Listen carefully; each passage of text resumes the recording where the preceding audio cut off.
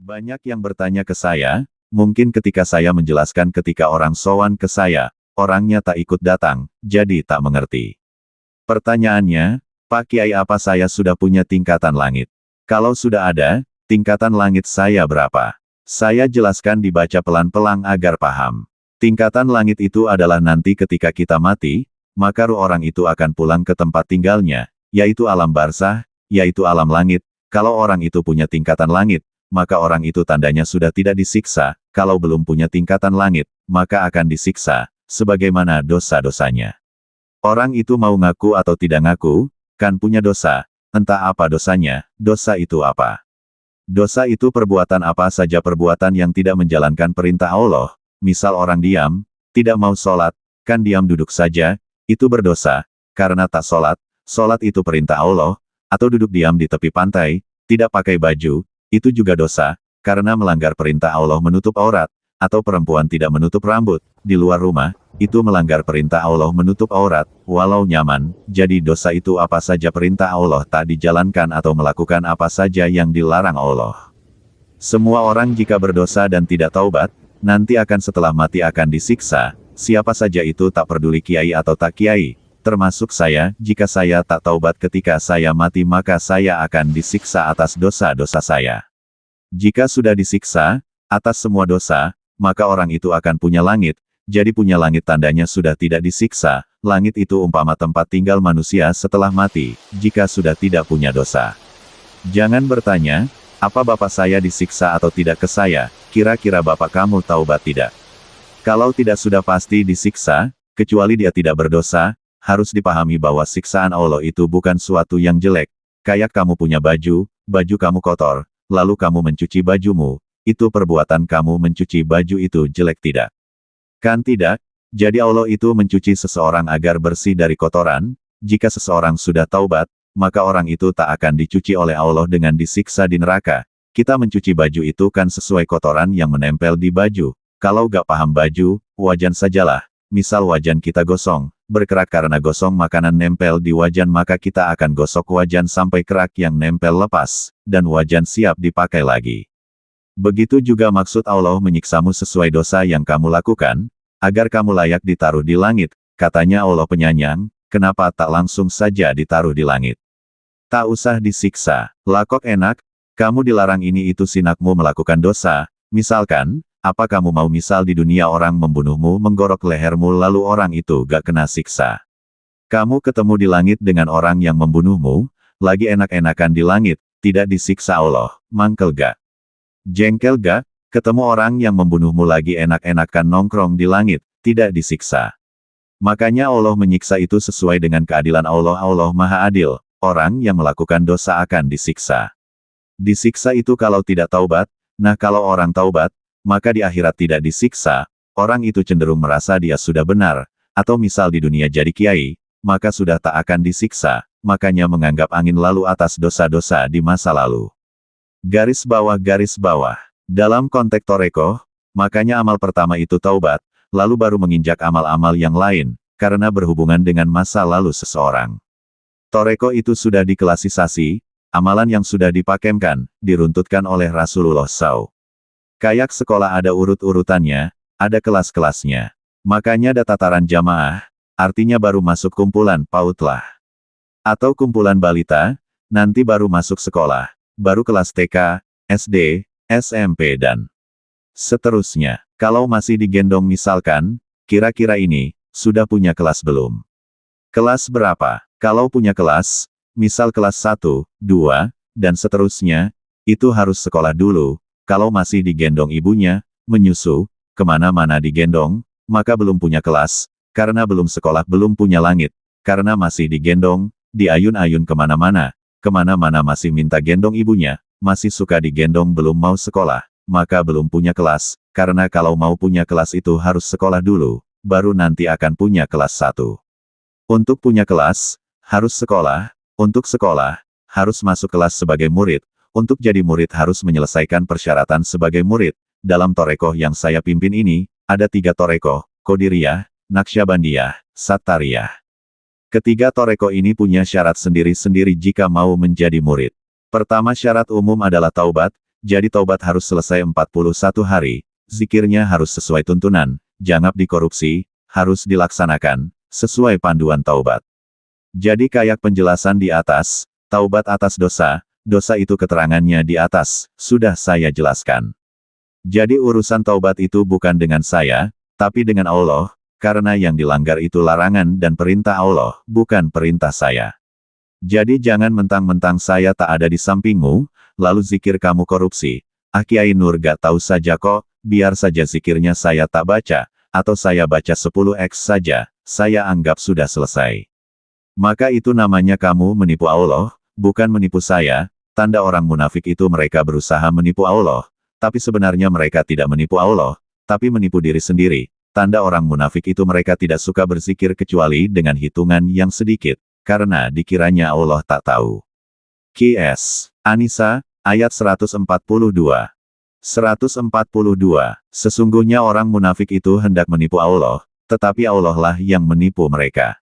Apabila mereka berdiri untuk salat, mereka lakukan dengan malas. Mereka bermaksud ria ingin dipuji, di hadapan manusia. Dan mereka tidak mengingat Allah, zikrullah, kecuali sedikit sekali. Zikir yang benar itu, dilakukan baca zikirnya satu di mulut, maka mengambil tasbih satu butir, dan di pikirannya menulis lafaz Allah di dadanya dari kiri ke arah kanan dada. Jadi zikir dibaca satu ucapan, satu butir tasbih diambil, taubat itu untuk kita sendiri. Jika taubat kita tak benar lalu kita kok di akhirat disiksa, maka yang dipukul itu badan ruh kita, yang sakit juga badan ruh kita. Ketika sudah menyelesaikan semua tahapan menjadi murid, maka baru akan masuk kelas 1, atau punya tingkatan langit, orang menjalankan amalia syarat sebagai murid Torekoh. Syarat sebagai murid itu apa? 1. Mandi taubat 41 hari. 2. Zikir pondasi 2 bulan sebagai syarat, dan dijalankan seumur hidup. 3. Puasa 21 hari. 4. Puasa 41 hari. 5. Kholwat bilik 21 hari. 6. Kholwat bilik 41 hari. 7. Ngedan 21 hari. 8. Ngedan 41 hari. 9. Kholwat fisik 21, bekerja membangun majelis, yang lain sebagai bakti kepada Torekoh. 10. Kholwat fisik 41 hari. 11. Ngedan 21 hari. 12. Ngedan 41 hari. Jika sudah menyelesaikan semua, baru akan diakui sebagai murid Torekoh Qadiriyah wa Naqsyabandiyah wa Syatariyah. Kholwat bilik itu ajaran dari Torekoh Naqsyabandiyah. Kholwat fisik itu ajaran dari Torekoh Syatariyah. Ngedan itu ajaran dari Torekoh Qadiriyah. Baru setelah masuk sebagai murid, maka silahkan menanyakan saya itu langit berapa. Tapi itu juga belum mencukupi. Untuk punya langit tinggi, manusia itu harus melewati berbagai ujian-ujian yang diberikan Allah. Kayak waktu sekolah SD, kalau mau naik kelas maka melewati ujian nasional. Jadi tidak cukup hanya merasa saja, merasa langitnya tinggi, malah jika orang merasa, maka langitnya akan turun, sebagaimana dulu iblis merasa mulia, merasa bernasab hebat, merasa punya kedudukan di sisi Allah, merasa pintar, merasa orang khusus, merasa orang top. Ini kalau saya tulis soal merasa bisa-bisa setahun saya nulis tak akan selesai. Lalu bagaimana dengan orang yang rajin ke majelis, tapi belum menyelesaikan amalia syarat sebagai murid? Itu saya umpamakan seperti orang yang rajin ke sekolah SD, ada seorang bapak-bapak, yang jualan bakso dan jualan es lilin, dia paling rajin ke sekolah SD, bahkan semua murid belum datang, dia sudah gelar dagangan di sekolah, bahkan hari libur sekolah saja dia kadang datang ke sekolah untuk jualan, padahal anak-anak tak ada yang sekolah. Sering dia bagi-bagi sedekah, bagikan bakso, dan bagikan es lilin ke semua anak di sekolah. Nah orang ini ketika ujian sekolah apa dia ikut ujian? Apa tukang bakso ini ikut ujian sekolah lalu pas ada kenaikan kelas? Apa tukang bakso dan tukang jualan es lilin ini akan ikut naik kelas? Jawabnya tidak. Begitu juga orang yang walau sering ke majelis, bahkan sering sedekah tapi belum menyelesaikan syarat menjadi murid, maka belum punya tingkatan langit, jadi jangan tanya, tingkatan langit saya berapa? Sementara kamu belum masuk sebagai murid. Atau janganlah membodohi diri sendiri merasa tingkatan langitmu tinggi, merasa langitmu tinggi, sementara kamu belum sekolah. Anak TK merasa sarjana, kelas sekolah saja belum kok merasa sarjana. Langit tinggi itu juga tidak mudah, memperolehnya sulit karena harus melewati ujian-ujian, untuk ikut ujian saja harus sekolah. untuk sekolah harus jadi murid dulu, jadi tahapan-tahapannya harus dilewati. Kamu tak pernah sekolah, lalu ujian, pakai baju wisuda, beli di pasar atau pesan ke tukang jahit, sah-sah saja, tapi apa perlunya? Itu menipu diri sendiri. Yang sudah jelas-jelas sekolah saja, diuji bisa gagal ujian, tak lolos. Orang sudah langit tinggi maka akan makin banyak dan sulit ujiannya. Orang yang tak sekolah, tak ikut ujian-ujian yang sulit, ketika sekolah, ujian-ujian yang diberikan akan sulit, bahkan yang sudah sekolah tinggi, ujian akan makin sulit, makin berat, sebagaimana pohon, makin tinggi, makin kencang anginnya. Dan bisa jadi pohon yang tinggi akan mudah patah karena kena angin ujian, tapi pohon yang rendah santai saja karena aman dari angin. Orang yang sudah langit tinggi, sekali saja merasa, maka langitnya akan turun, jadi tak mudah orang punya langit tinggi. Yang menaikkan langit ini Allah bukan saya, jadi yang menentukan orang itu naik langitnya bukan ketentuan saya. Urusan langit ini berkenaan dengan kapasitas Allah. Allah melihat kita lolos uji, lalu diangkat derajat langit kita. Itu juga sebagai tanda ketakwaan kita, yang paling tinggi derajatnya di sisi Allah, adalah yang bertakwa. Tinggi langit itu menunjukkan makin dekat dengan Allah, bukan maksudnya Allah di langit dan seisinya ini ciptaan Allah, dan selain Allah itu namanya makhluk. Jadi Allah itu meliputi semua makhluk, semua ciptaan termasuk langit dan kita di dalamnya alam ini. Karena meliputi maka Allah itu maha besar atau lebih besar dari langit dan seisinya. Kita sebagai manusia, sudut pandang kita keluar langit kan ke atas, jadi bukan berarti Allah di atas. Atas itu dari sudut pandang kita kan tinggi, jauh, del. Jadi tingginya langit itu menunjukkan kita makin dekat dengan Allah, dengan bahasa kita. Karena Allah di luar alam semesta ini, Allah sudah ada sebelum alam semesta ini ada. Di bumi ini Allah menciptakan kita, di alam langit Allah menciptakan malaikat, surga Firdaus itu di langit 10.000, kalau misal kita langitnya 10.000, maka ketika kita meninggal dunia, akan pulang ke langit 10.000. Atau surga Firdaus terendah, dan tataran surga tertinggi, surga Firdaus tertinggi itu ada di langit 20.000. Apa di atas langit 20.000 masih ada langit? Langit itu tak terbatas, tak ada yang tahu jumlahnya kecuali Allah sebagai penciptanya. Tak penting bagi kita tahu, tapi sekedar tahu juga tak apa-apa. Di atas surga itu ada langit lagi, dan di langit itu Allah ciptakan bidadari-bidadari. Makin ke atas, makin cantik-cantik bidadari di sana. Daya hayal manusia tak akan sampai bisa menghayalkan karena saking cantiknya. Lelaki itu kan menghayalkan perempuan cantik, ketika hayalannya membandingkan atau ada perbandingan sebagai acuan hayalannya. Oh cantiknya seperti artis A, misalkan, jadi adanya pembanding untuk mengukur atau membuat hayalan serupa. Nah ini sudah tidak ada pembandingnya lagi karena tidak serupa di dunia. Kembali bicara soal langit, orang yang misal beramal taubat dengan benar, maka ketika mati dia tak akan disiksa, tidak disiksa artinya sudah punya langit, sama juga orangnya tidak mati, maka akan punya langit 2, lalu menjalankan puasa 21 maka akan naik ke langit 3 atau 4, lalu ketika menjalankan puasa 41 maka akan naik ke langit 7. Langit 7 ini sudah masuk ke tataran langit orang torekoh walau dalam tingkatan terendah. Karena langit 6 itu langit tertinggi bagi orang yang mengamalkan ilmu hikmah. Punya langit itu tidak bedanya orang jualan, orang sudah jualan itu bisa gak laku, rugi, bisa juga untung, atau bisa saja gak untung juga gak rugi, balik modal 100 Rp, jualan habis modal balik 100 Rp, tapi modal balik 100 Rp itu bisa dikatakan orang yang rugi, karena dia rugi waktu dan rugi uangnya kemakan, kecuali orangnya gak makan, kalau terus-terusan, modal 100 akan berkurang tiap hari, karena kemakan. Akhirnya habis. Tapi pedagang yang tahu ilmu dagang, bisa jadi setiap hari untung banyak, bukan hanya balik modal tiap hari bisa jadi untung berkali-kali lipat dari modal, karena tahu cara dagang dan tahu ilmunya. Begitu juga punya langit, bisa 1000 tahun gak naik, di tempat terus, atau bisa juga setiap hari naik, karena tahu caranya naik, atau bisa jadi malah merosot turun gak naik-naik, merosot terus akhirnya habis langitnya. Dan tidak merasa, bahkan santai saja, dikiranya langit tinggi, setelah mati tapi ternyata zong. Makanya penting, tahu langit, agar hati-hati, biar setidaknya bisa bertahan dalam posisi langit kita, malah syukur jika tiap hari bisa naik langit, melesat terus ke atas, walau urusan naik langit itu urusan Allah.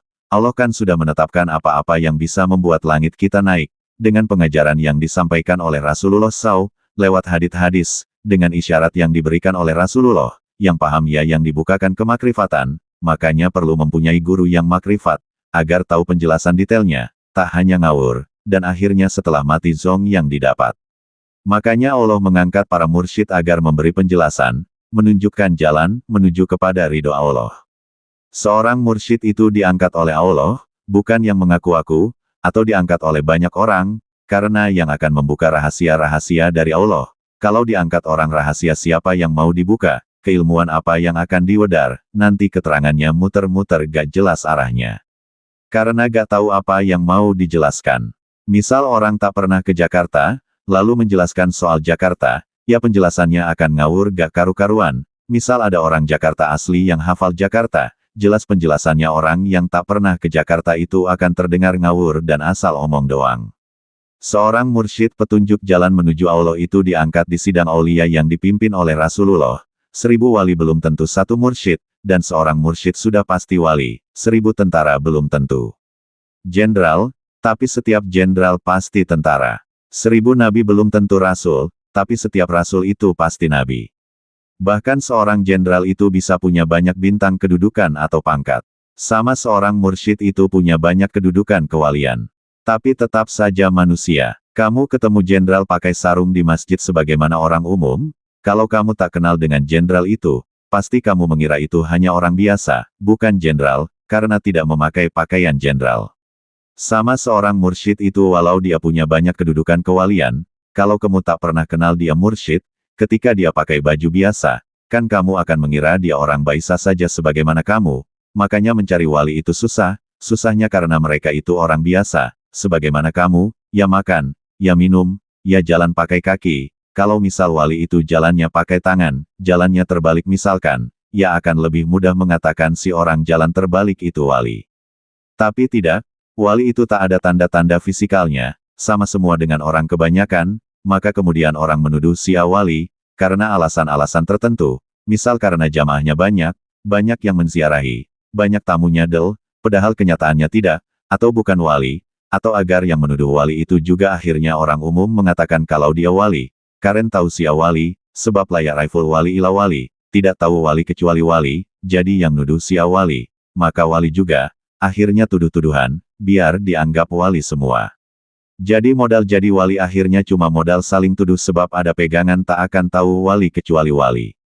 Padahal maksudnya bukan begitu, tidak tahu wali kecuali wali itu karena ada sidang aulia, di langit. Kumpulnya para wali, jadi semua wali ada saat-saat ini melakukan sidang, yang wali di bumi, masih hidup juga ruhnya ikut ke langit, untuk ikut sidang, dalam sidang kan ada acara ramah tamah, makan-makan, lalu saling kenallah para wali, maka ada kata, tidak tahu wali kecuali wali.